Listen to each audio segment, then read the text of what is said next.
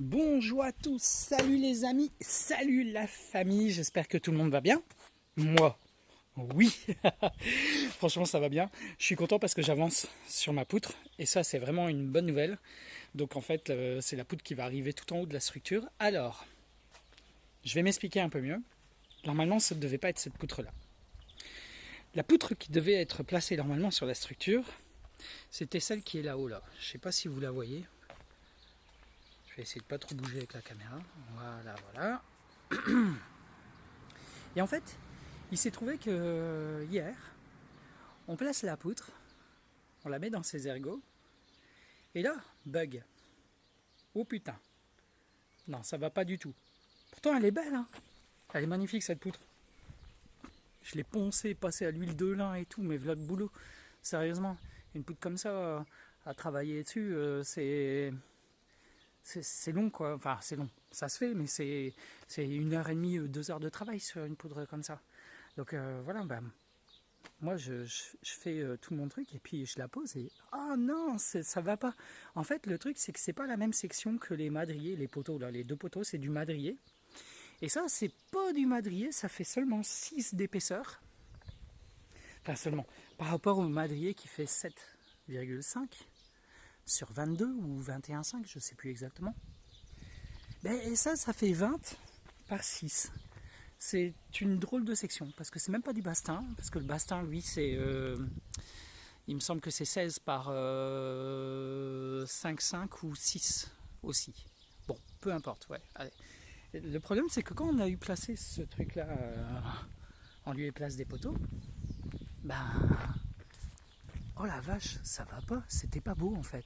Il faudrait franchement que je vous montre, mais bon, je vais pas pouvoir tenir le téléphone et aller placer cette poutre là-haut. Alors du coup, ce matin, allez hop, j'ai attelé le remorque et je suis allé me chercher une nouvelle poutre, puisque une aussi grande en madrier, j'avais pas.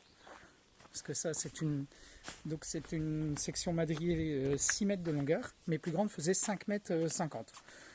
Bon, j'ai voulu donner quand même de l'avantage, voilà. Ça c'est un peu mon stock de bois et puis là j'en ai encore tout plein. Mais les madriers que j'avais en plus, regardez un peu la gueule qu'ils ont pour certains. Bon, ça c'est pas un madrier, hein, mais par contre avec celui-là je peux faire un arc à flèche, hein, c'est clair. Le madrier qui est juste en dessous là, celui-là, déjà il était à 1 mètre trop court, il fait que 5 mètres, et en plus de ça il est dans un état, mais je vais pouvoir m'en servir, mais pas pour faire de l'élément de jardin dont j'ai au moins envie que ce soit beau, quoi. Voilà. Alors là, ce qu'on voit, c'est la poutre qui est juste rabotée, pas poncée. Je sais pas si on peut voir un peu mieux la surface ici, celle-là. Ah, vous l'entendez au bruit, hein, franchement. Ça, c'est quand même génial, quoi. Ah, c'est vrai que là, c'est pas le même bruit. Bon, peu importe. Ce que je veux dire, c'est qu'au niveau du ponçage, bon, je vais m'expliquer un petit peu. Pourquoi je vais m'expliquer ? Parce que j'utilise une machine qui à la base n'est pas adaptée vraiment au ponçage bois, qu'elle le fait vachement bien. Cette machine-là, normalement, elle a un autre but.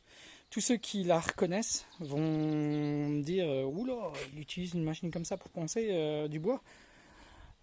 Franchement, le côté confortable de cette machine, c'est incroyable. Bon. Je ne cite même pas la marque. Je vais m'éloigner un peu parce qu'on va réussir à la lire. Non, je déconne. Ceux qui la reconnaissent vont me dire franchement, belle machine pour beau travail de bois, ouais, normal. Bon, je m'explique aussi sur le grain utilisé et pourquoi aussi ce type de machine et ce type de papier. Je ne sais pas si vous avez des ponceuses excentriques ou quoi. Moi j'en ai hein. J'ai de la ponceuse excentrique bien sûr. Je trouve toujours qu'elles ont l'art et la manière de user les papiers à une vitesse de dingue. Non mais, sérieusement quoi, t'es occupé de penser, puis d'un coup t'as ta feuille qui se barre. Et des fois elle est même pas usée, c'est juste le patin de la feuille qui n'accroche plus. Bon, ça peut s'expliquer par une usure du sabot, ça peut s'expliquer par des tas de choses. Mais avec cette machine-là, jusqu'à maintenant, ça fait 1 an et demi que j'utilise, j'ai pas dû remplacer le sabot une seule fois. Pas une seule.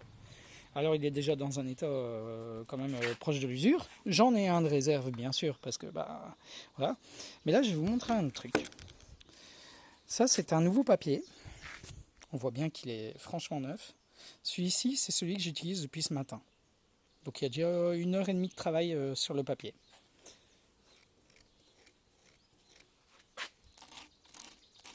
Il y a toujours autant de grattants dessus, mais c'est incroyable quoi. Franchement c'est tuant. Alors ça vaut 50 centimes la feuille à peu près, hein. Ça dépend pour qui. En tout cas moi quand je les achète en boîte, oh non j'exagère, je paye 30 euros les 50 feuilles. Donc bon ça peut paraître cher, mais franchement c'est pas cher par rapport au temps que vous utilisez le papier. Enfin, franchement moi j'arrive à faire une poutre de 6 mètres de longueur en section madrier en entière avec la même feuille. Non mais sérieusement c'est de la folie, mais c'est incroyable. C'est incroyable. Bon alors moi j'utilise avec l'aspirateur parce que bon bah c'est tout, hein, c'est une question que je supporte pas de porter un masque, alors j'utilise l'aspirateur pour la poncer, c'est franchement plus pratique. Je vous montre pas le ponçage, ça sert à rien, ça ne sert absolument à rien, ça fait du bruit et ça ponce, voilà, c'est pas plus compliqué que ça. Bon, ça n'empêche que je peux juste expliquer que quand je fais le ponçage, donc ici j'ai commencé à le faire. Le lissage est franchement beau. Moi je trouve que c'est génial. Alors attention, je travaille avec du 80 grains. Le 80 grains c'est bien et c'est pas bien. Je m'explique. C'est juste que le problème du 80 grains, c'est les traces. Alors la caméra ne verra jamais ce genre de traces, je crois pas. C'est les traces que le 80 grains est capable de laisser et qu'il faut rattraper aux 160 ou 180 grains derrière, quoi. C'est vraiment bon. Par contre, l'efficacité du 80 grains pour rattraper les petites erreurs du rabot, ça c'est super efficace. Moi je vous parle d'erreurs, regardez ici, celle-là, hein, ça c'est quand vous passez le rabot. Enfin moi en tout cas, voilà, soit je sais pas utiliser un rabot, soit mais bon, quoi qu'il en soit, peu importe. Moi je fais ce genre de traces et ce genre de traces, eh ben, je les récupère avec la ponceuse. Voilà. Bon. Comment vous dire? Prochaine vidéo, je ferai la pose de cette poutre avec la pose de ces 2 équerres. Et j'espère que je ne devrais pas tenir la caméra. Ce sera peut-être mieux que je l'allume, je monte, je pose tout, je vous montre tout. Ce sera une vidéo beaucoup plus longue. Et puis, bah, vous verrez hein, la structure. Franchement, les enfants, je crois qu'ils vont trouver ça super sympa. Bon, les amis, la famille, à tous ceux qui regardent mes vidéos, un grand merci. Et puis je vous dis à bientôt. Et dans les prochaines vidéos, bah, ce sera ça. Hein. Allez, à bientôt.